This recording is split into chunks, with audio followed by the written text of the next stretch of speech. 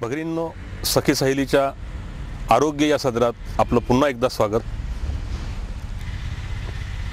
आरोग्य म्हटलं की आपल्यासमोर येतो शरीर आणि शरीरासंबंधी असणारे आजार, आणि त्याच अनुषंगाने आपण नेहमी चर्चा करत असतो. परंतु आजार हे फक्त शरीराचेच असतात का? एक गोष्ट लक्षात येईल, आपण डॉक्टरकडे जर गेलो तर विचारतात, तुम्हाला शांत झोप येते की नाही, तुमच्या हातापायाला मुंग्या येतात का, तुमची चिडचिड होते का? मग हे सगळे आजार काय आपल्या शरीराचे आहेत का? निश्चितच नाहीत. याचा संबंध कुठेतरी मनाशी येतो, कुठेतरी विचारशक्तीशी येतो. आणि मग आपल्याला अनुभव येते की संध्याकाळची वेळ झाली तर कधीतरी गृहिणीचं डोकं दुखत असतं, कुठल्या गृहिणी चिडचिड करत असतात. मग याचं नेमकं कारण काय? आणि अशा वेळेस आपल्याला आठवण होते ती मानसोपचार तज्ज्ञांची. आज आपल्यासोबत याच अनुषंगाने या विषयाला धरून एक मानसोपचार तज्ज्ञ आपल्यासोबत आहेत. त्यांचा परिचय मी आपल्याला करून देतो. आज आपल्यासोबत आहेत श्री राजा आकाश. राजा आकाश हे IIEH या संस्थेचे डायरेक्टर आहेत. त्यांचे आपण बरेचसे लेख लोकमत, तरुण भारत, लोकसत्तामध्ये वाचलेले असाल. सध्या ते तरुण भारतामध्ये स्तंभलेखन करतायत. आणि बरेचसे कौटुंबिक प्रॉब्लेम जे असतात त्यांना कन्सल्टंट म्हणून ते सल्ला देत असतात. राजाजी, आमच्या सखी सहेली या कार्यक्रमामध्ये आपलं स्वागत. नमस्कार. आणि आपण या अशा निवांत स्थळी मला भेटला आहात. तर आपण कौटुंबिक या विषयावरच बोलूया. आपण एक मानसोपचार तज्ज्ञ आहात. तर कुटुंबाचं स्वास्थ्य, कुटुंबामध्ये कसं असतं की सासू असते, सासरे असतात, सून असतात, मुलं असतात, नंदी असतात.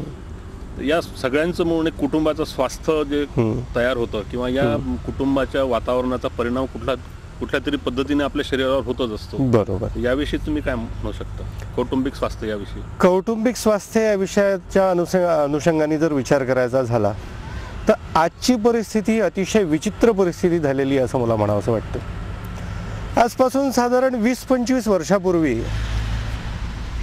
दोन घरांमधलं अंतर सुमारे 50 ते 60 फुटांचं होतं, पण तरीही दोन कुटुंब एकमेकांना जोडल्या गेलेले होते. त्याच्यामुळे एका कुटुंबात असलेल्या लोकांचा संवाद आजूबाजूला असलेल्या लोकांशी व्हायचा, कुटुंबातल्या लोकांशी व्हायचा. आज तो संवादच संपलेला आहे. म्हणजे आजूबाजूला असलेले शेजारी आणि एक कुटुंब यांचा संवाद सगळ्यात महत्त्वाचा आहे, हा तुटला. दुसरी गोष्ट, एकाच कुटुंबामध्ये 10 लोक जरी राहत असेल तरी त्यांच्यात सुद्धा आपसामध्ये संवाद राहिलेला नाही. एखाद्याला जर रिकामा वेळ मिळाला तर घरातली ती व्यक्ती TV पाहण्यामध्ये तो वेळ खर्च करते. कोणताही घरातला सदस्य बाहेरून घरी जेव्हा एंट्री करतो तेव्हा आल्याबरोबर हातामध्ये पहिले रिमोट घेतो, TV वर काय चालू आहे याची चॅनल्स बदलायला सुरुवात करतो, आवडीचं चॅनल लावतो आणि ते पाहत राहतो. घरातलं जर कोणी त्याच्याशी संवाद साधायला आलं तर म्हणतो थांब थोडा वेळ, एवढं पाहून घेऊ दे. कोणालाही रिकामा वेळ मिळाल्यानंतर फक्त हेच घडतं आहे. घरातल्या कुटुंबामध्ये असलेल्या सदस्यांमध्ये जी चर्चा होते आहे ती फक्त कामापुरती मर्यादित आहे. म्हणजे पतीला पत्नीशी काम असेल तर तो बोलतो, पत्नीला पतीशी काम असेल तर तो बोलतो. मुलं आणि आईवडील यांच्यामधला संवाद फक्त कामं सांगण्यापुरता किंवा अभ्यासाच्या संदर्भात मर्यादित झालेला आहे. मनमोकळं बोलतो आहे, आपल्या भावभावना, आपल्या मनातले विचार एकमेकांशी शेअर करतो आहे. या गोष्टी आज होतच नाहीत. त्याच्यामुळे कुटुंबात असलेला प्रत्येक सदस्य हा प्रचंड तणावाखाली वावरतो आहे. आता आपण एक संबंधाकडे, नातेसंबंधाकडे आपण जाऊयात. सुरुवातीला आपण घर म्हटलं की घर हे विश्व साधारणतः महिलांचं असतं. बरोबर. त्याच्यामध्ये एक सासू असते आणि सून असते, किंवा एक ननंद वगैरे जर असली तर, कधी एज्युकेशन मध्ये नसले, घरी थांबणारी असली तर ती असते. किंवा या दोघींचं जे विश्व असतं, या दोघींचे जे नाते, आता सास भी कभी बहू थी अशा ज्या सिरियल त्याच्यामध्ये येऊन राहिल्या, त्या पद्धतीने त्याच्यामध्ये यांचे संबंध दाखवले जात आहेत. या दृष्टीने तुम्हाला काय वाटतं, सासू सुनेंचं हे नातं घरामध्ये कसं असावं? सासू सुनेंचं नातं कसं असावं, तुम्ही जो टी व्हीचा आणि सिरियल्सचा उल्लेख केला त्याच्यावरून असं दिसतं की आजकाल आपल्या घरातलं नातं कसं असावं हे त्या घरातल्या व्यक्ती ठरवतच नाही. टी व्हीच्या सिरियलच ठरवतात की या घरातल्या लोकांचं नातं कसं असलं पाहिजे. त्याच्यामुळे या संदर्भातला एक थोडासा गोंधळ प्रत्येक कुटुंबामध्ये निर्माण झालेला आहे. दुसरं महत्त्वाचं असं की एखादी पोरगी लग्न करण्यापूर्वीच लहानपणापासून तिच्यावर जे संस्कार केले गेलेले असतात की नवऱ्याच्या घरात गेल्यानंतर सासू अशी असते, नणंद अशी असते, भावजाई अशी असते, नवरा असा असतो, याच्याबद्दलच्या नकारात्मक गोष्टींचं फीडिंग प्रत्येक महिलेच्या मनात आधीपासून केल्या गेलेलं असतं. त्याच्यामुळे एखाद्या नवीन स्त्रीची नवीन कुटुंबामध्ये सासरी असलेली एंट्री हीच एका पूर्णपणे निगेटिव्ह प्लॅटफॉर्मवर झालेली आहे.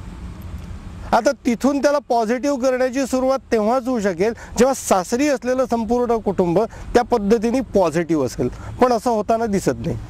जे सासरी आलेली एखादी मुलगी ज्यावेळेस, आता एक साधारणतः पूर्वीच्या काळामध्ये, फार पूर्वीच्या काळामध्ये जर आपण गेलो तर ती सासूला मामी म्हणायची किंवा मामीजी या नात्याने बोलायचे. पण आता सहज पाहतो आपण की सासू सासऱ्यांना आई वडील या नात्याने आई बाबा असं संबोधलं जातं. आता तुम्ही जे म्हटलं आहे की खरा म्हणजे माहेरवरूनच ही शिकवण मुलीच्या मनामध्ये पूर्णतः बिंबल्या गेली असते की ती सासर आहे, त्या ठिकाणी असं वातावरण असेल. आता ही जी मुलगी घरात येऊन आई म्हणून ज्यावेळेस ते सासूला हाक मारते, तर आपण असं म्हणायला हरकत नाही की सासूकडनं सुद्धा असाच रिस्पॉन्स त्या मुलीला मिळाला हवा की खरंच ती तिची आई आहे. तसं घडताना अजिबातच दिसत नाही आहे या समाजामध्ये. कारण त्या सासूच्या मनामध्ये एखादी सून घरात आल्यानंतर माझ्या घरातलं माझं वर्चस्व ही काबीज करणार आहे, ही एक भावना सासूच्या मनामध्ये असते. येणारी पोरगी माझं कुटुंब तोडायला आलेली आहे ही भावना सासूच्या मनामध्ये असते. त्याच्यामुळे सासू त्या मुलीला पॉझिटिव्हली पाहतच नाही, एकमेकांचे शत्रू म्हणूनच त्या वावरत असतात. दुसरं आणखी असं की आई जर पोरीला रागवली तर त्याचा वाईट नाही वाटत, पण सासूनी एक शब्द जरी बोलला तरी माझ्या सासूनी मलाच म्हटलं, मी काय अशी आहे का, मी काय अडाणी आहे का, या पद्धतीचा दृष्टिकोन तयार होतो. म्हणजे दोघांचेही पूर्वग्रह दूषित असतात आणि जेव्हा दोघांचे पूर्वग्रह दूषित असतात त्यावेळेला त्या नात्याला सकारात्मक करण्याकरता घरातल्या कोणत्या जरी रॅशनल माणसाने इंटरफिअर करण्याची गरज असते. मग त्या मुलीच्या मैत्रिणी असू शकतात, सासूच्या मैत्रिणी असू शकतात, किंवा घरातले वडीलधारे माणसं असू शकतात. हे वडीलधारे माणसं बफरचं काम खूप चांगल्या पद्धतीने करू शकतात. किंवा नवरा जर समजूतदार असेल तर तो सुद्धा या दोघींच्या नात्यामध्ये बॅलन्स साधण्याचा एक चांगला प्रयत्न करू शकतो. म्हणजे आपण असं म्हणू शकतो की ही एक अधिकाराच्या लढाईमधून वाढलेला हा प्रकार असतो. म्हणजे जसे वडील आपल्या मुलाकडे आपला व्यवहार सोपवताना सहजतेने सोपवतात आणि रिटायरमेंट घेतात, बरोबर, परंतु याच वेळेला सासू आपला कारभार आपल्या सुनेकडे हँडओव्हर करताना, किचनचा ताबा सोडताना त्यात जो त्रास होतो त्याच्यामधनं हे सगळं देवाणघेवाणमध्ये अगदी बरोबर आहे. पण याच्यामध्ये एक मानसिकता तयार झालेली आहे. स्त्रियांची मानसिकता वेगळ्या पद्धतीने तयार झालेली असते. एक खूप सुंदर पुस्तक आहे, men are from Mars and women are from Venus, doctor John Gray यांचं. त्यांनी स्त्रियांची मानसिकता आणि पुरुषांची मानसिकता याच्याबद्दल सांगितलेलं आहे. स्त्रियांच्या मानसिकतेमध्ये त्यांना आपल्या मनातल्या भावभावना शेअर करणं, भावनांना आणि आपल्या मनामध्ये चाललेल्या विचारांना महत्त्व देणं, त्याचं शेअरिंग करणं, त्या माध्यमातून स्वतःच्या मनावरचे ताणतणाव घालवणं, त्या माध्यमातून स्वतःच्या समस्या सोडवणं, ही प्रवृत्ती सर्व महिलांमध्ये असते असं तो म्हणतो. आणि पुरुषांची विचार करण्याची पद्धत वेगळी आहे. पुरुष स्वतःशी संवाद साधत असतो, आपल्या स्वतःच्या मनामध्ये इंट्रोस्पेक्शन करत असतो, इंट्रोस्पेक्शन करून आपल्या समस्यांची उत्तरं शोधत असतो. दोन व्यक्तींमधली म्हणजे पुरुष आणि स्त्रिया यांच्यामधली विचार करण्याची मूळ प्रवृत्तीच वेगळी वेगळी आहे. ही वेगळी प्रवृत्ती असल्यामुळे बऱ्याचदा दोघंजणं एकमेकांपर्यंत पोहोचू शकत नाही. आता स्त्रिया, सासू ही सुद्धा स्त्री, सून ही सुद्धा स्त्री, दोघी जणी स्त्रिया असल्यामुळे दोघींचीही विचार करण्याची पद्धत एकच. एखाद्या घटनेकडे रॅशनली पाहायला जाऊ शकतं असा विचार न करता दोघी जणी त्या घटनेकडे इमोशनली पाहतात, स्वतःच्या दृष्टिकोनातून पाहतात. जेव्हा एकाच गोष्टीकडे दोघी जणी आपापल्या दृष्टिकोनातून पाहतात त्यावेळेला त्यांच्या मनामध्ये कन्फ्युजन्स निर्माण होतात. तो दृष्टिकोनातला फरक असतो. एक सासूच्या भूमिकेतून पाहते या घटनेकडे, दुसरी सुनेच्या भूमिकेतून घटनेकडे पाहते. जेव्हा दोघांचे भिन्न दृष्टिकोन एकाच मुद्द्यावर काम करायला लागतात त्यावेळेला त्या ठिकाणी संघर्ष होतो आणि हा संघर्ष मिसइंटरप्रिट करायला लागतो मग त्याच छोट्याशा घटनेला. ह्याच्यातून हे सगळे वाद छोट्या मोठ्या कुरबुरी निर्माण होत जातात. या कुरबुरी निर्माण झाल्या की त्या दोघींनाच पॅचअप कराव्या लागतात. खरं पाहिलं तर त्या दोघी जणी आपल्याला एकमेकींसोबत राहायचं आहे हा समजूतदारपणा हळूहळू त्यांच्यामध्ये विकसित होत जातो. हा अनुभवाने विकसित होत जातो. म्हणजे जितके वर्ष त्या एकमेकांच्या सहवासात राहतील तितके वर्ष त्यांना एकमेकींचे दोष आणि गुण दोन्ही लक्षात यायला लागतात. आणि घरात जर तिसरं कोणी बाई माणूस नसेल तर या दोघींमधला संवाद हळूहळू वाढत जातो. एक अंडरस्टँडिंग हळूहळू वाढत जातं. म्हणजे जरी त्या दोघी एकमेकींशी भांडत असल्या तरी सुद्धा एकमेकींना त्या दोघीच समजून घेऊ शकतात. म्हणजे त्या सासूला तिचा मुलगा नाही समजून घेऊ शकत किंवा नवरा नाही समजून घेऊ शकत, पण सून समजून घेऊ शकते. कारण तिच्या मनातल्या भावभावना, तिची विचार करण्याची पद्धत सुनेला चांगली माहिती. याच पद्धतीने सुनेच्या नेमक्या समस्या ज्या आहेत तिची विचार करण्याची जी पद्धत आहे ही गोष्ट नवरा किंवा सासरा चांगला नाही समजू शकणार, पण सासू खूप चांगल्या पद्धतीने समजू शकेल. याचा मगाशी आपल्या विषयामध्ये एक विषय होता की ह्या सगळ्या गोष्टीला जर कंट्रोल कोण करू शकतं तर सासूच्या मैत्रीण किंवा सुनेच्या मैत्रीण किंबहुना घरातले कर्ते पुरुष. आता याच्यामध्ये जसं एक अधिकाराचा आपला विषय आला होता की अधिकार सोडताना हा जो त्रास होतो तो सासू सुनेचा त्रास असतो. आता याच्यामध्ये बघा कसं आहे की मुलगा जो आहे म्हणजे सासूच्या दृष्टीने मुलगा आणि सुनेच्या दृष्टीने नवरा हा एक महत्वाचा रोल याच्यामध्ये आहे. बरोबर. आईला या मुलाचा आपला अधिकार हळूहळू कमी करायचा आहे आणि सुनेला आपला जम त्याच्यावर बसायचा आहे. हा जो मुद्दा आहे की मुलांचा वरचा अधिकार हा एक विषय या दोन नात्यामध्ये फार महत्वाचा येतो. बरोबर. मुद्द्यावर आपण येणार आहोत पण तिथपर्यंत इथे घेऊ एक छोटीशी विश्रांतीनंतर आपण या मुद्द्यावर पुन्हा चर्चा करू. महिलांकरता राजन्यूजची खास भेट सखी सहेली, विविध व्यंजने, ब्युटी टिप्स, आरोग्यविषयी सल्ला दररोज दुपारी 3 वाजता आणि सायंकाळी 7 वाजता. गौरी कॅटर्स निर्मित सखी सहेलीचे प्रायोजक आहे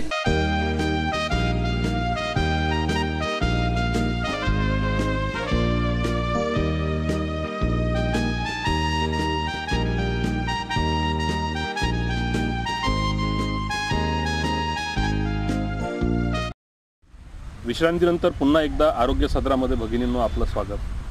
आजचा आपला विषय होता कौटुंबिक स्वास्थ्य आणि आपण चर्चा करत होतो किंवा चर्चा करतोय ती डॉक्टर आकाश यांच्यासोबत.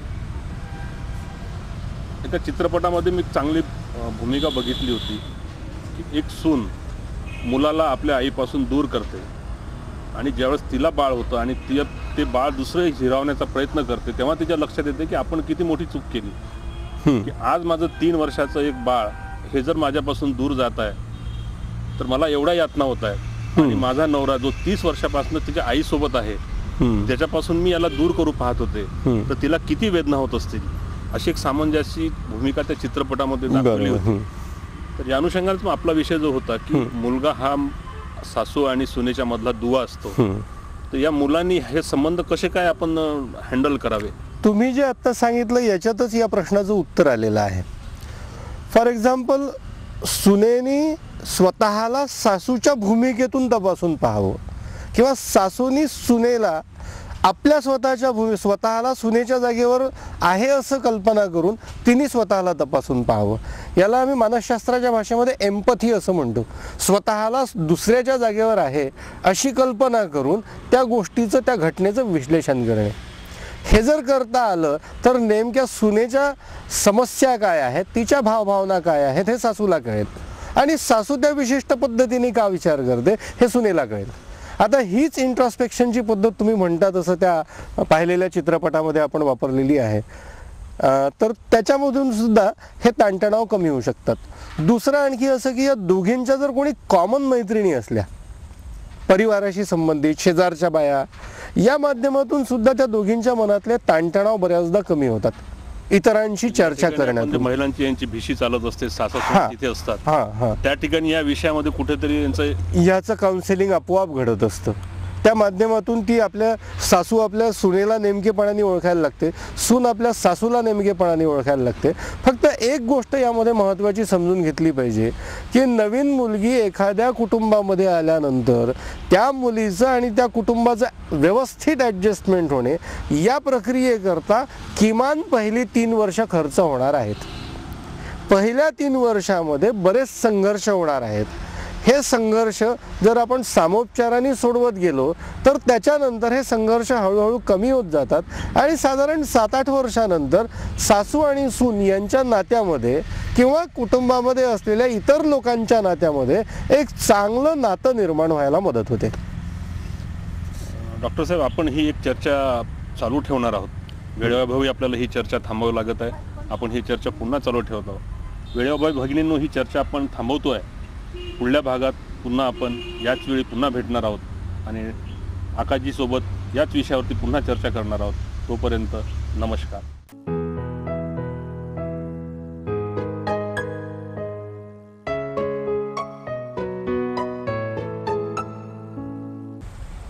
भगिनींनो, सखी सहेलीच्या आरोग्य सदरात आपलं स्वागत.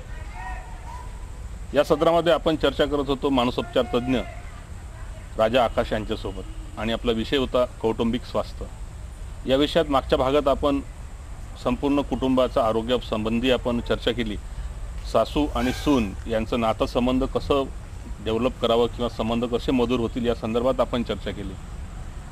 ही चर्चा आपण पुढे सुरू करतो आहे आणि याच्यामध्ये पती म्हणजे सुनेच्या दृष्टीने तिचा नवरा आणि सासूच्या दृष्टीने तिचा मुलगा याचा एक रोल महत्त्वाचा असतो. या संदर्भात आपण आज त्यांच्यासोबत चर्चा करूया. आकाशजी, पुन्हा एकदा आपलं स्वागत आमच्या आरोग्य सदरामध्ये. नमस्कार. एक विषय अधिकार सोडताना आणि अधिकार घेताना, जसं मी मागच्या भागामध्ये म्हटलं होतं की वडील आपला अधिकार मुलाकडे सहजतेने सोपवतो आणि तो व्यवहार सुरळीत चालू होऊन जातो आणि वडील कधी रिटायर्ड होतात आणि मुलाचा कारभार कधी सुरू होतो हे कुटुंबामध्ये कळत सुद्धा नाही. पण ते ह्याच संबंधामध्ये घरातलं मात्र किचनमध्ये थोडासा प्रॉब्लेम सासूचा येतो आणि याच्यात सगळ्यात मोठा अधिकार हा जो असतो त्या मुलाचा असतो. आईला आपला मुलावरील अधिकार हळूहळू कमी करणे आणि त्याच वेळेला सुनेला त्या मुलावर म्हणजे आपल्या नवऱ्यावर अधिकार बसवणे, किंबहुना हे म्हणून की तिचा संसार ती आपल्या नवऱ्यासोबत चालू करत असते. तर याच्यामध्ये या मुलाची भूमिका कशी असावी किंवा आपल्या पत्नीसोबत आपला नवीन संसार जेव्हा तो चालू करत असतो तिच्याकडे त्याचं जास्त लक्ष असतं. ती त्याची मैत्रीण असते, त्याची बहीण असते, ती त्याची पत्नी असते आणि साधारणतः कल त्याचा तिच्याकडे असतोच, नाही असं नाही. अशा वेळेला आईपासून तो दूर होत असतो. तर या ठिकाणी त्या मुलाची भूमिका कशी असावी किंवा आईने त्या मुलाला कसं समजून घ्यावं किंवा सुनेनं त्या मुलाला आपल्या नवऱ्याला कसं समजून घ्यावं? विवेकजी, याच्यामध्ये सगळ्यात महत्त्वाची गोष्ट ही आहे की जसं एखादी व्यक्ती ऑफिसमधून रिटायर्ड होते, याच पद्धतीने घरातली स्त्री घरातून रिटायर्ड नाही होऊ शकत. कारण जी आज सासू आहे तिने लग्न झाल्यापासून घरातला एक एक चमचा जमा केलेला आहे, एक एक वाटी जमा केली, एक एक ताट जमा केलं.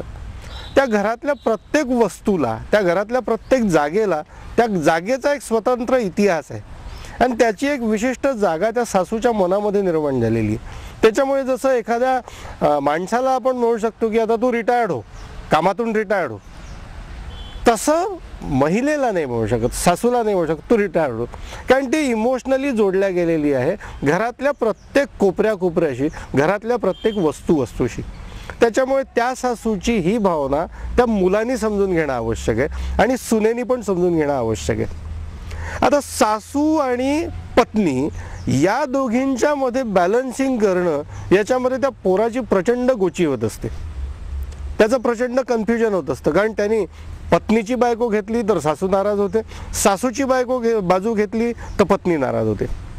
अशा सिच्युएशनमध्ये या मुलांनी, या नवऱ्यांनी एकच गोष्ट केली पाहिजे, दोघींचंही म्हणणं ऐकून घ्यायचं, पण निर्णय कोणालाच द्यायचा नाही. तू असं कर, तू अशी वाग, हे त्यांनी पत्नीलाही म्हणू नये आणि सासूलाही म्हणू नये. उलट त्यांनी हा प्रश्न विचारावा, ठीक आहे ही समस्या निर्माण झाली, आता मी काय करू? ती सासू किंवा पत्नी हे म्हणेल की तू त्यांना असं म्हण, मी असं म्हणू शकत नाही. त्याचे कारण त्यांनी पत्नीला किंवा आईला स्पष्ट करावेत की मी असं म्हटलं तर एक मुलगा म्हणून तिथे कसं चुकीचं घडेल, किंवा मी एक असं म्हटलं तर एक पती म्हणून माझं पत्नीशी हे बोलणं हे किती संयुक्तिक ठरेल, त्याचे काय परिणाम होऊ शकतील हे त्यांनी सांगावं. आणि त्या दोघींनाही त्यांच्यामध्ये निर्माण झालेल्या विसंवादाची कारणं त्यांनीच शोधावी याच्याकरता मोटिवेट करावं. मी कोण्याही एका व्यक्तीच्या बाजूने खूप जास्त आहे हे दिसू देऊ नये, किंवा ते नसतंच मुळात. त्याला आई पण हवी असते, त्याला पत्नी पण हवी असते. तो पत्नीशी हसून बोलतो आहे याचा अर्थ तो आईचा राग करतो आहे असा होत नाही, किंवा तो आईने केलेल्या भाजीची तारीफ करतो आहे याचा अर्थ पत्नीने केलेल्या भाजीवर तो टीका करतोय असा होत नाही. हे त्या स्त्रियांनी स्वतःच्या मनामध्ये केलेले विश्लेषण असतात. हो, तुम्हाला तिने केलेलीच भाजी आवडते, माझी तर काही किंमतच राहिलेली नाही आहे. मुळात असं नसतं. त्या दोघींची मानसिकता, त्यांची जडणघडण त्या पद्धतीने झालेली असते. त्याच्यामुळे आपल्या वागण्यातून असे रिपरकेशन्स येऊ शकतात हे गृहीत धरून त्या मुलांनी या गोष्टी बॅलन्स केल्या पाहिजे. या जर त्याला करता आल्या तर त्या घरामध्ये एक चांगला सुसंवाद निर्माण होऊ शकतो. आकाशजी, तुम्ही ही चर्चा ज्यावेळेस आपण मागच्या भागात सुरू केली त्यावेळेस तुम्ही एक विश्लेषण केलं होतं की कुटुंबाचं कसं असतं. पूर्वीचे कुटुंब 50 फुटावर जरी होते तरी जवळ होते, परंतु आज कसं झालं की बेडरूमच्या भिंती जरी एक जवळ असल्या तरी कोणाचा कोणाशी संबंध येत नाही. बरोबर आहे. कुटुंब दुभागल्या गेले आहेत. या दृष्टिकोनातून आता एक विचार करा की आजची जी सून आहे ही उद्या आई होणारी आहे, बरोबर आहे. म्हणजे त्याच वेळेला सासू ही आजी होणारी आहे. तर एक नवीन कुटुंब जेव्हा सुरू होऊन राहिलं, एक नवीन मुलगा घरात येऊन राहिला, भविष्यात ही पण कधीतरी सासू होणार आहे, बरोबर. आणि याच्या मुलाला ते वळण लावायचं. जसं तुम्ही म्हटलं होतं की एखादी मुलगी जर सासरी जात असेल तर ती मनातच आपल्या कुठेतरी त्या सासूविषयी किंवा त्या घराविषयी घेऊन येते की मी सासरला जाते आहे.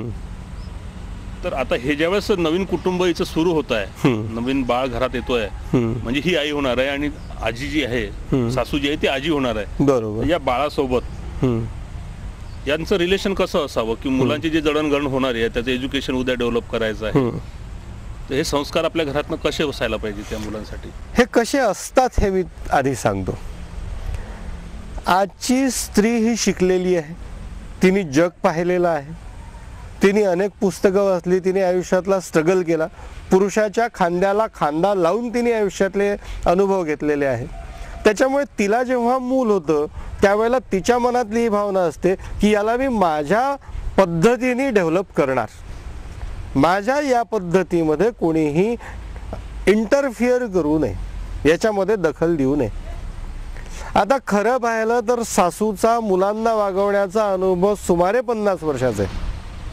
त्याच्यामुळे मुलांना वागवत असताना त्या मुलांची मानसिकता कशी समजून घ्यायची, त्या मुलाला कशा पद्धतीने घडवायचं, त्याला केव्हा शिक्षा करायची, त्याला केव्हा लाड करायचे, या सगळ्या गोष्टींचे परफेक्ट नॉर्म्स त्या सासूच्या म्हणजेच आजीच्या मनामध्ये तयार झालेले आहेत. परंतु आजची स्त्री ही आपल्या सासूला आपल्या मुलांच्या जडणघडणीमध्ये इंटरफिअर करू देत नाही. माझा मुलगा कसं डेव्हलप करायचं मी ठरवेल, तुम्ही मध्ये मध्ये करू नका. सगळ्यात पहिले प्रत्येक स्त्रीने ही भूमिका सोडली पाहिजे. आईला मुलांच्या जडणघडणीबद्दल जेवढं माहिती आहे त्याच्या कितीतरी पटीने जास्त चांगलं त्या घरातल्या सिनियर लेडीला म्हणजे त्याच्या आजीला माहिती आहे. ती आजी म्हणजे मुलांना कसं वाढवायचं याचा एक खूप मोठा एन्सायक्लोपीडिया आहे. याची मदत त्या आईने आपल्या मुलाला वाढवण्याकरता करून घेतली पाहिजे. एक सकारात्मक दृष्टिकोन ठेवला पाहिजे. आई मुलाला धपाटा घालत असेल तर मध्येच आजी येते म्हणते कशाला मारते ग, लहान मुलगा आहे, सगळे पोरं असे करतच असतात, एवढं काय मनाला लावून घ्यायचं, एवढ्या छोट्या छोट्या गोष्टी करता काय मारायचं मुलांना. पण असं जर म्हटलं तर त्या आईचा संताप होतो. मी त्याला वळण लावायचा प्रयत्न करते आहे आणि तुम्ही उगीचच दखल देता आणि त्याला बिघडवून ठेवता. मुळात आजीचा उद्देश त्या नातवाला बिघडवणं हा नाही, त्या नातवाला एक सक्षम माणूस बनवणं हा तिचा उद्देश आहे. पण हा ती स्त्री म्हणजे त्या मुलाची आई समजून घ्यायला तयार नसते. मला माहिती आहे काय करायचं, मी इतकी शिकलेली आहे, स्वतःच्या शिक्षणाचा एक प्रचंड मोठा तयार झालेला इगो, आणि या इगोच्या नादामध्ये इतर कोणी माझ्या मुलामध्ये इंटरफिअर केलेला आवडत नाही. ही भूमिका तयार झाल्यामुळे त्या मुलावर जे काही सुसंस्कार व्हायला पाहिजेत त्याच्यामध्ये ब्रेक लागतो. त्याची तुम्ही म्हटलं की आता असं म्हणता येईल याच्यामध्ये आपल्याला की हे नवीन पिढीमध्ये असणारं एज्युकेशनाचं स्वाभिमान हम्म, किंवा चपळता जी आता आधुनिक युगामध्ये सगळ्या नवीन युवकामध्ये आली किंवा त्या गृहिणीमध्ये सुद्धा आलेली असेल, हम्म, तर यांची ही चपळतेला यांचा जो सासूचा जो अनुभव आहे, या अनुभवाच्या शिदुरी जर सोबत घेऊन आपण त्या मुलाला वाढवत नेलं हा, तर तो एक चांगला सक्षम मुलगा किंवा मुलगी आपल्या अगदी घरात बरोबर आहे. तयार अगदी बरोबर आहे. आता या रोलमध्ये आता जशी आजची सून ही साधारणतः आपण बऱ्याचशा प्रमाणात पाहतो की आज आर्थिक गोष्टीला बरंचसं महत्त्व प्राप्त झालं, हो. त्याच्यामुळे घरची सून सुद्धा बाहेर कुठेतरी अर्थार्जन करायला जातो. हो. अशा वेळेस तो मुलगा घरी असतो हम्म, आणि घरी आजी असते, जसं आता तुम्ही सांगितलं का आजीचा तो अनुभव, हम्म, तर याची सांगड कशी घालता येईल की या मुलाला हम्म, आजींनी त्या पद्धतीने हँडल करणं, कारण एज्युकेशनचा गॅप त्याच्यामध्ये येणार. हम्म, अशा परिस्थितीमध्ये मग आई काय करते की मुलाला कुठल्या तरी इन्स्टिट्यूटमध्ये पाळणाघरात पाठवेल किंवा ट्युशन क्लासला पाठवेल. हम्म. तर तुम्हाला असं वाटत नाही का की अशामध्ये घरापासून घराचे जे संस्कार आहे, कुटुंबाचे जे संस्कार आहे, हे या भावी पिढीवर होऊन नाही राहिले याच्यामध्ये? बरोबर आहे ना. कसं आहे की घरातली आजी आपल्या नातवाला वागवायला तयार होईल केव्हा जर त्या सुनेचा आपल्या सासूवर विश्वास असेल तर. या विश्वासाचा अभाव असेल, सासू आणि सून यांच्यामध्ये कोऑर्डिनेशन नसेल, तर त्या सासूच्या मनामध्ये ही भावना येण्याची शक्यता आहे ना, हिने मला घरातली मोलकरण करून ठेवलं आणि पोरं सांभाळण्यापुरतं ही माझा वापर करून घेते, ही स्वार्थीपणा करते. या पद्धतीचा दृष्टिकोन जर त्या सासूमध्ये निर्माण झाला तर ती त्या मुलाकडे लक्ष देणार नाही. ती सुरुवातीला प्रयत्न करते की आपल्या नातवाला आपण आपल्या मुलाला जसं डेव्हलप केलं त्याच्यापेक्षा चांगलं आपण आपल्या नातवाला डेव्हलप करू. पण जेव्हा जेव्हा ती त्या अनुषंगाने प्रयत्न करायला सुरुवात करते त्या वेळेला जर सून त्या गोष्टीला तिरक्या पद्धतीनेच घेत असेल, नकारात्मक पद्धतीनेच घेत असेल, तर सासू स्वतःचे मतं देणं सुद्धा बंद करते आणि ती म्हणते तू म्हणशील तसं चल, मी बोलतच नाही ना. कारण बऱ्याचदा सासू आणि सून यांच्या वादाबद्दल मार खावा लागतो नातवाला, धपाटा बसतो नातवाच्या पाठीत. आईने मुलाच्या पाठीत धपाटा मारलेला आहे पण मन तुटतं आजीचं. त्याच्यामुळे आजीला हे वाटतं की माझ्या बोलण्यामुळे जर उगीच नातवाला ही मारत असेल तर मी न बोललेलं बरं. ठीक आहे ना, तुला जे करायचं आहे ते कर. नाही, असं तुम्ही जे सांगितलं तर मला थोडंसं घरची सिच्युएशन आठवते. प्रत्येक घरात हे असतं. हां, म्हणजे बघा कसं की सून नेहमी म्हणत राहते की हिच्या हातात चहाचा कप द्यावा लागतो सासूच्या हातामध्ये. हां, मलाच प्रत्येक ठिकाणी मरमर करावं लागते. म्हणजे किचनमधून आपल्याला म्हणजे आपल्या दिवाणखान्यामध्ये आपल्याला तो डायलॉग ऐकू येत असतो हो, की प्रत्येक ठिकाणी मलाच मरावं लागतं, सगळ्यांच्या हातामध्ये बरोबर. आयता चहाची कब्बशी नेऊन द्यावं लागते. म्हणजे हे बोलणं सासूला असतं. बरोबर. त्याच वेळेस सासू सुद्धा हे म्हणते की हिचं कुठेच लक्ष नसते, प्रत्येक गोष्टीत मलाच लक्ष ठेवावं लागते. इतकं वर्ष झालं मी संसार करते, अजून मलाच करायचा आहे का? तर ह्या ज्या दोघी मधला दुवा जो ताणला जातो, म्हणजे सासूने मुलीकडे पाहण्याचा दृष्टिकोन किंवा सुनेने सासूकडे आईच्या दृष्टिकोनाने पाहण्याचा दृष्टिकोन, हा जो फरक पडत जातो याच्यामध्ये, तर याला ब्रेक कुठून लागू शकते? त्याच्या सासऱ्याचा काही रोल येऊ शकतो का? सासऱ्याने आपलं घर कसं सांभाळायला असायला पाहिजे? सासऱ्याचा एक छान रोल याच्यामध्ये येऊ शकतो. या दोघींच्याही वागण्याचं रॅशनल ॲनालिसिस जर हा सासरा दोघींना वेगळ्या वेगळ्या सिच्युएशनमध्ये सांगत गेला. फॉर एक्झाम्पल तुम्ही आत्ता दिलेलं उदाहरण की घरातल्या सगळ्या गोष्टी मलाच कराव्या लागतात, मग सासऱ्यांनी एक दिवस एक रॅशनली काम करायचं की सकाळी झोपेतून उठल्यापासून तर रात्री झोपेपर्यंत सासूनी नेमके काय काय कामं केले आणि सुनेनी नेमके काय काय कामं केले. सून जर म्हणत असेल की मला हेच कामं मला एकटीलाच मरमर राबावं लागतं, तर त्या सासऱ्यांनी हे दाखवून द्यावं की बाई गं असं नाही आहे. सकाळी झोपेतून उठल्यापासून सासूनी हे केलं, मग हे केलं, मग हे केलं, मग हे केलं. म्हणजे तू 50 कामं जर टोटल घरात झाली असतील तर त्याच्यातले 10 सासूनी केले. त्याच्यामुळे सगळंच मला करावं लागतं हे वाक्य चुकीचं आहे. तुला तिच्यापेक्षा जास्त काम करावं लागतं असं म्हटलं तर रॅशनल वाक्य होईल. पण सासू काहीच करत नाही हे तर काही खरं नाही आहे. ती या गोष्टी करते आहे. याच पद्धतीने सासूला सुद्धा हे समजावून सांगावं लागेल की तुझी सून बिनकामाची आहे. ठीक आहे, तू असं म्हणते ना, त्या सुनेचे दिवसभरात तिने केलेले कामं आणि त्याचं विश्लेषण सासऱ्याने आपल्या पत्नीला म्हणजे त्या सासूला समजावून सांगावे की तुझ्या सुनेने ह्या सगळ्या गोष्टी केल्या, याच्यातल्या वाईट किती आहेत दाखव बरं, एक तरी आहे का? मग ती वाईटच कामं करते, तिला काहीच येत नाही हे कुठल्या आधारावर म्हटलं? हे जर दोघींनाही अतिशय पॉझिटिव्ह पद्धतीने, म्हणजे तिरकस पद्धतीने नाही, तिरकस पद्धतीने सांगितलं तर इगो वाढतील, दोघांनाही अतिशय समंजस पद्धतीने सासऱ्यांनी जर हे सांगितलं तर त्याचा इफेक्ट चांगला येऊ शकतो. कारण कुटुंबामध्ये नवरा जो आहे हा सासू आणि पत्नी यांच्यामध्ये सँडविच झालेला आहे, पण सासरा जो आहे हा थोडासा या तिघांच्या सर्कलच्या बाहेर आहे. तो रॅशनली विचार करू शकतो, तो या पूर्ण सिच्युएशनचा एक बर्ड आय व्ह्यू घेऊ शकतो आणि रॅशनली या घरातल्या तिघांनाही, म्हणजे स्वतःचा मुलगा असेल, स्वतःची पत्नी असेल आणि स्वतःची सून असेल, या तिघांनाही अतिशय रॅशनली या गोष्टी समजावून सांगू शकतो. अर्थात ह्या गोष्टी करत असताना त्याचा इन्स्टंट इफेक्ट अपेक्षित करायचा नाही. ही प्रक्रिया आहे. 2 महिने, 4 महिने, 6 महिने हळूहळू या प्रक्रियेतून एक चांगलं निष्पन्न व्हायला लागतं. भगिनींनो, सँडविच शब्द आता आधी आकाशजींनी वापरला होता. सँडविच जर चांगलं व्हायचं असेल तर त्याच्यामधली भाजी जी आहे ही जर व्यवस्थित झाली, बटर व्यवस्थित लागलं गेलं तर सँडविच खूपच छान बनलं जातं आणि ते सँडविच सगळ्यांना आवडतं. आपण ही चर्चा आकाशजीसोबत चालू ठेवणार आहोत पुढल्या भागामध्ये. वेळेअभावी आता आपण इथेच थांबतोय. नमस्कार. नमस्कार.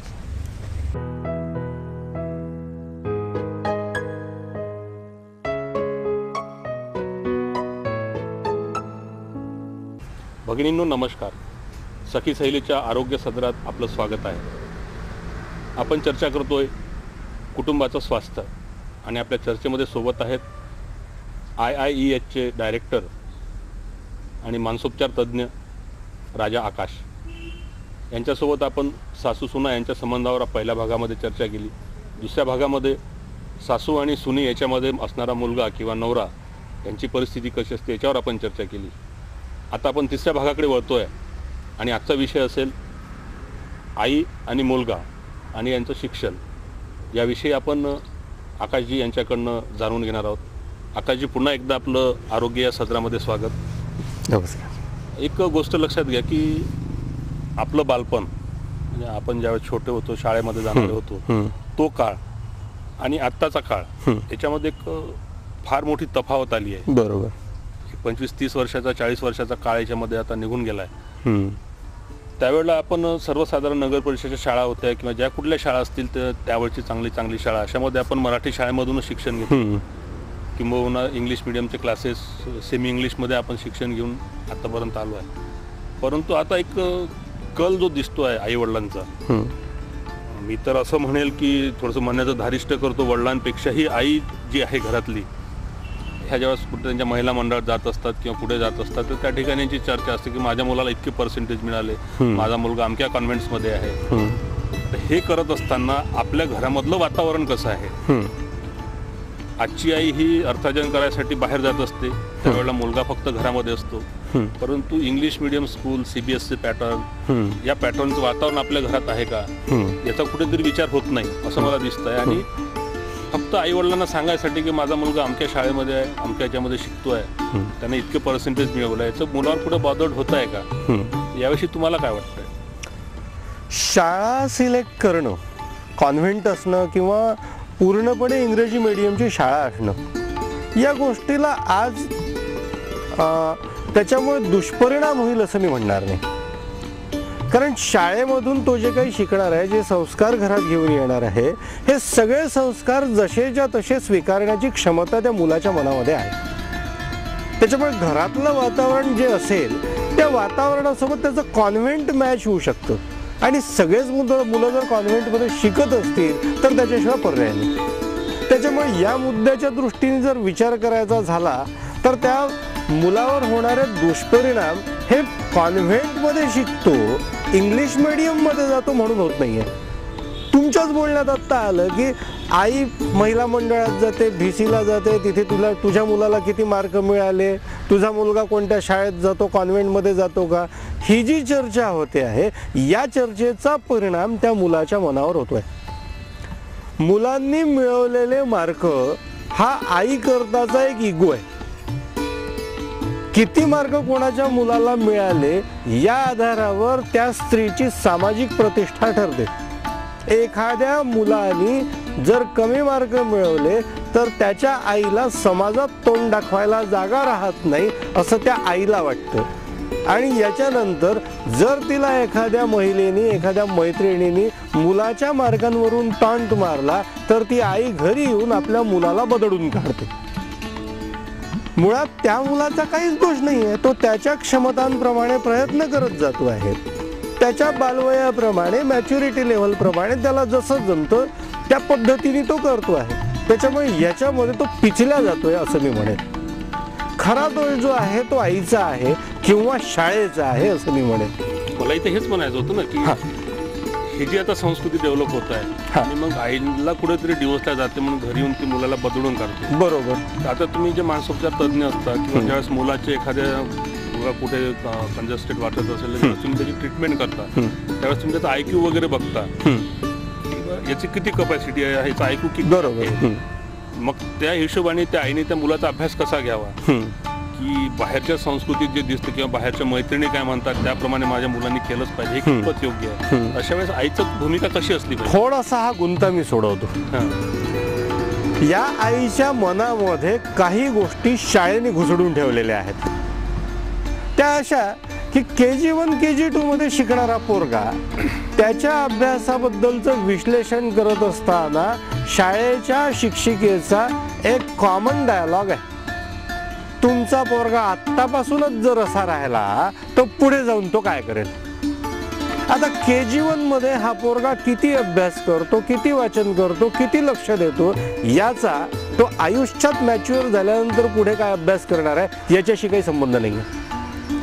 या मुलाला त्याच्या क्षमतेपेक्षा जास्त अभ्यास लावून शाळा टॉर्चर करते आहे कारण त्यांना 100% रिझल्ट द्यायचा. याच पद्धतीने माझा मुलगा नेहमी टॉप राहायला पाहिजे, 90च्या वर राहायला पाहिजे कारण माझा तो सामाजिक प्रतिष्ठेचा प्रश्न आहे हे आईला वाटत राहतं. एक तर हे त्या आईच्या डोक्यात घातलं शाळेने, त्याच्यानंतर तिच्या सोशल सर्कलमध्ये हाच विषय असल्यामुळे मुलं जर आत्तापासून असे राहिले तर पुढे कसे होतील ही एक भीतीची भावना त्या आयांच्या मनामध्ये घालून दिली जाते. या भावना जेव्हा त्या आईच्या मनामध्ये निर्माण होतात त्यावेळेला काही करून मला माझ्या पोराला 90च्या वर न्यायचं, काही करून मला माझ्या पोराला IITत टाकायचं आहे, काही करून मला माझ्या पोराला इंजिनियर बनवायचं आहे. एक दिशा ठरून जाते तिची आणि ते करण्याकरता त्या मुलाच्या आवडीनिवडींचा विचार केला जातो, त्या मुलांच्या क्षमतांचा विचार केला जात नाही. मला हे घडवायचं आहे म्हणजे घडवायचं आहे, बाय हुक ऑर क्रुक मला हे घडवायचं आहे, माझ्याजवळ पैसे आहे म्हणून मी काही विकत घेऊ शकतो या पद्धतीचा दृष्टिकोन निर्माण झालेला आहे. कॉलेज विकत घेता येतो पैसे देऊन, ठरवलेल्या कॉलेजमध्ये त्यांनी मागितलेली फी देऊन डोनेशन देऊन ॲडमिशन मिळवता येते, पण ॲडमिशन मिळवून देता येते याचा अर्थ त्या पोराच्या डोक्यात अक्कल घालता येते असा होत नाही. मी स्पष्टपणे बोलतो, परखडपणे बोलतो, माझ्या बोलण्याचं वाईट वाटतं, परंतु त्या पोरांना पोरगा समजलं जात नाही, कुत्रा समजलं जातं. एखाद्या कुत्र्याला ज्या पद्धतीने ट्रेनिंग दिलं जातं त्या पद्धतीने जर एखादी आई किंवा एखादा बाप आपल्या मुलाशी वागत असेल तर हे अतिशय चुकीचं आहे.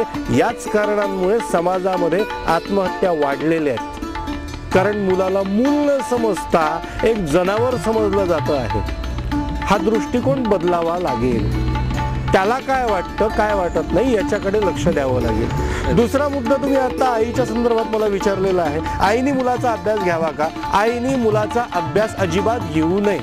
मी तुम्हाला विचारतो, तुमच्या आईने तुमचा अभ्यास कधी घेतला होता का. मला आठवतं माझ्या आईने माझा कधीच अभ्यास नाही घेतला. मी शाळेत जात होतो, शाळेतून घरी आलो की दप्तर फेकत होतो, मित्रांशी खेळायला जात होतो. दुसऱ्या दिवशी सकाळी उठलो की खेळायला जात होतो, शाळेची वेळ झाल्यावर शाळेत जात होतो. माझं काही बिघडलं का, तुमचं काही बिघडलं का. एका विशिष्ट मॅच्युरिटी लेव्हलमध्ये आल्यानंतर मी अभ्यास केला पाहिजे, मी प्रगती केली पाहिजे कारण माझ्या वयाचे बाकीचे मुलं अभ्यास करतात, माझ्या वयाचे बाकीचे मुलं प्रगती करतात, मला सुद्धा त्यांच्यासोबत मोठं झालं पाहिजे, काही केलं पाहिजे. ही भावना आपोआप मॅच्युरिटी आल्यानंतर प्रत्येक व्यक्तीच्या मनामध्ये विकसित होत जात असते. या गोष्टी करता पालकांनी सपोर्टिव्ह राहायचं असतं. हे जर सपोर्टिव्ह असले तर मुलं चांगलीच घडणार आहे कारण घरातले संस्कार चांगले आहेत. हे करायचं आहे. तुम्ही जसं म्हटलं होतं की चांगल्या शाळेमध्ये किंवा चांगल्या कॉलेजमध्ये पैसा देऊन ॲडमिशन मिळवत आहे. हो, पण हे जे स्टेटस आणि हे जे आलं आहे, आता तुम्ही एक हे म्हटलं की आईने मुलाचा अभ्यास घेऊच नाही. होतं कसं की या याच्यामध्ये घरचा करता पुरुषाचाही एक रोल असतो. की आपला मुलगा या शाळेमध्ये गेला पाहिजे, त्या शाळेमध्ये ॲडमिशन झाली पाहिजे, म्हणून तो मरमर करतो, त्यासाठी पैसे संचय करतो आणि जबरदस्ती त्या मुलाला त्या शाळेमध्ये टाकतो सुद्धा. याच्याकरता मी सर नेहमी एक उदाहरण देतो विवेकजी. कितीही ऑपरेशन केले तरी सुद्धा कोंबडीचा मोर बनवता येत नाही. कोंबडी कोंबडीच राहते, मोर मोरच राहतो. आपल्या मुलामध्ये किती क्षमता आहेत ते ओळखावं. हे ओळखण्याकरताच्या वेगळ्या वेगळ्या मानसशास्त्रीय चाचण्या आहेत, किंवा नुसतं मन लावून त्या मुलाचं निरीक्षण जरी आईवडिलांनी करत राहिलं तन्मयतेने, तरी आपल्या मुलामध्ये नेमक्या काय क्षमता आहे हे ओळखता येतं. जुन्या काळातल्या मायबापांना ओळखता येतं. आता आई आणि वडील जेव्हा अभ्यास घेतात, हा मुद्दा तुम्ही जो दुसऱ्यांदा परत मला विचारला, आई किंवा वडील जेव्हा अभ्यास घेतात तेव्हा तो अभ्यास घेत असताना आई किंवा वडील रॅशनल राहू शकत नाही, ते इमोशनल होतात. समजा त्यांच्याकडे शेजारचा एखादा मुलगा शिकायला आला आणि त्याने चुका केल्या, तर हा माणूस त्या मुलाला झापट नाही मारणार. त्याला म्हणा, अरे चुकलं का, थांब मी तुला आणखी चांगलं समजावून सांगतो. पण स्वतःच्या मुलाने जर चूक केली अभ्यास करताना, तर खाडकन त्याच्या कानपटात दिली जाते. कारण त्या मुलाचा अभ्यास हा आईशी किंवा वडिलांशी भावनिक दृष्ट्या जोडला गेलेला आहे. त्या मुलाने केलेल्या चुकांचा आईला संताप येतो. त्याच्यामुळे तिथून पॉझिटिव्ह मेसेज जाण्याच्या ऐवजी निगेटिव्ह मेसेज जातो आहे आणि मुलाच्या मनावर विनाकारण स्ट्रेस निर्माण होतो आहे. मी हे बरेचदा पाहिलेलं आहे. वडील खूप चांगले फिजिक्सचे टीचर, आई खूप चांगली मॅथमॅटिक्सची प्रोफेसर, आणि पोरगी 3ऱ्या वर्गात शिकते आहे, तिने गणित चुकवलं, याच्यामुळे त्या आईचा, जी मॅथमॅटिक्सची प्रोफेसर आहे, तिचा इगो हर्ट होतो आणि ती धाडकन पोरीचं डोकं धरून भिंतीवर आपटते. त्या पोरीच्या मनामध्ये गणित या विषयाचा आयुष्यभराकरता फोबिया निर्माण होतो. ती पोरगी आयुष्यात गणित कधी शिकूच शकणार नाही, कारण तिला गणित पाहिलं की आईने आपलं डोकं भिंतीवर आपटलं हे जाटवेल, किंवा आईने आपल्या कानपटात झापड मारली हे जाटवेल. ती तेवढ्या ओपनली ते शिकू शकणार नाही.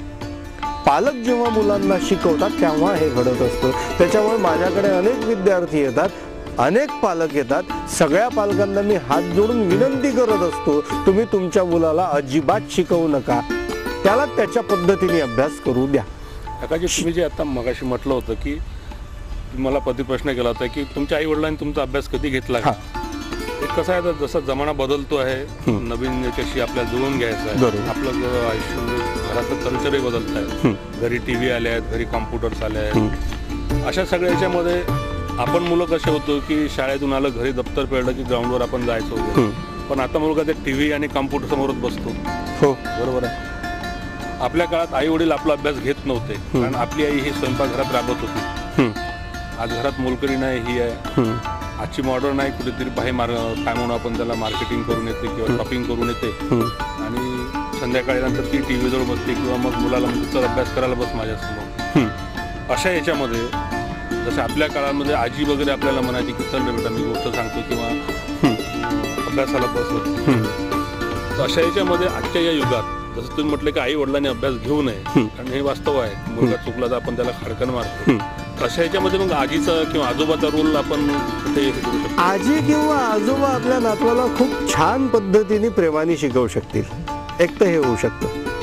किंवा दुसरा महत्त्वाचा आणखी मुद्दा असा की आई आणि वडिलांनी मुलाला डायरेक्ट शिकवायच्या ऐवजी त्या मुलाला जेव्हा जेव्हा अभ्यासामध्ये अडचणी येतील त्या अडचणी सोडवायला मदत करायची, म्हणजे सपोर्टिव्ह राहायचं आहे मुलाकरता.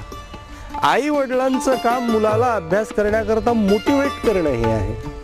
त्या मुलाला अभ्यासाबद्दल आवड कशी निर्माण होईल, गोडी कशी निर्माण होईल हे पाहणं आहे.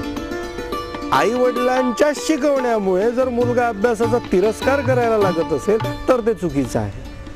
आई आणि मुलग्यांचं भावनिक नातं आहे, त्याच्यामुळे त्याचा आउटकम नकारात्मकच येतो. याच्याकरता मी आई वडिलांना नेहमी दुसरा उपाय सांगत असतो. तुम्ही तुमच्या मुलाला शेजारी पाठवा, शेजारच्या काकूकडे अभ्यास करायला, आणि त्या शेजारच्या काकूच्या पोरांना तुमच्याकडे अभ्यासाला बोलवा.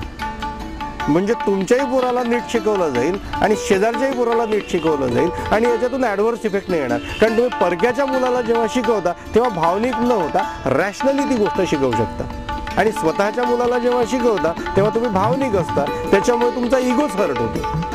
चुकलं की हातच वर जातो, चिडच येते, रागच येतो. बघितलं गृहिणींनो, मुलगा आणि आई, मुलाचा अभ्यास याविषयी आकाशजींनी जे मतं मांडली ऐकून थोडंसं सुन्न झाले असाल, पण वास्तव आहे आपल्याला आपला मुलगा घडवायचा आहे. त्या दृष्टीने त्याच्याशी कसं वागायचं या बाबतीत आकाशजींनी आपल्याला खूप छान मार्गदर्शन केलं आहे. आपण पुन्हा कधी वेळ भेटला तर त्यांना पुन्हा आपण चर्चेसाठी आमंत्रित करणार आहोत आणि एक वेगळा विषय घेऊन, कुटुंबातील समस्यांचाच कुठला तरी एखादा विषय घेऊन त्यांच्याशी आपण चर्चा करणार आहोत. तूर्त ही चर्चा आपण इथेच थांबतोय. नमस्कार. आपण पाहत राहत आस्वाद.